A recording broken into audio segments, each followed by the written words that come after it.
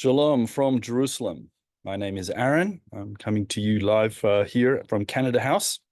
Just behind me is the Mount of Olives. It is a beautiful sunny morning, and we are about to celebrate the feast, the festival of Purim. Purim will be just after Shabbat. Once Shabbat closes, we will begin to celebrate the festival of Purim. It's the season of redemption. It's a season of joy. It's a season of victory over our enemies, both spiritual and real and physical. But before you have the season of redemption, and the festival of Purim, you actually have to have the fast of Esther. Now, the fast day this year would have fallen on a Sabbath. And because it is forbidden to fast on a Sabbath, the rabbis have actually pushed the fast forward to today. So today is the fast of Esther. And God has given his people and us a rhythm and a cycle of prayer, of holy time, of reading of scripture, of recording history, and also proclaiming future.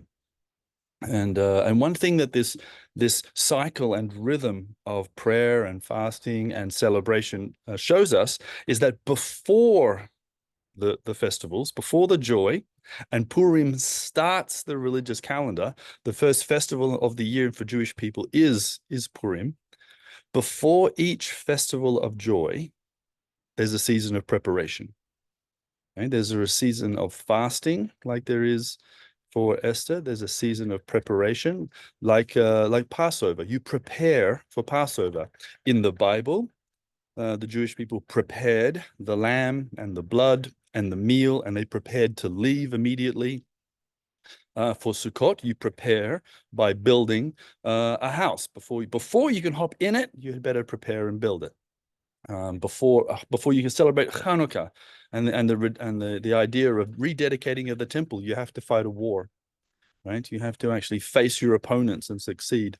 And so we understand biblically, theologically, spiritually, that before there is redemption, there's preparation. And we need to, as followers of the Messiah, follow that path, that we prepare our hearts before we can receive with joy the Lord. Paul describes it as suffering produces perseverance, character, and hope. But to get to hope, you start with suffering. Now, the Festival of Esther, as we've mentioned before, you can see last year's video on this. There's a spiritual war going on behind the scenes. This is a cosmic war that's being played out against Israel through the tribe of Benjamin, against Amalek, the enemies of God, which we had seen in Exodus 17 with Joshua, Moses, and Aaron on top of the mountain, being in this case portrayed by the evil villain Haman, who was a descendant of Agag. And the heroes of God on his side are Mordecai and Esther from the tribe of Benjamin. They are playing out this cosmic battle, which we are still playing out till this day.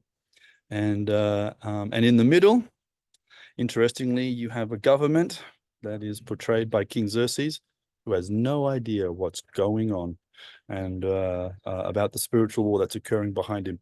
And isn't that very symbolic of what's actually going on in today? Our governments have no knowledge of what is actually going on in the spiritual realms.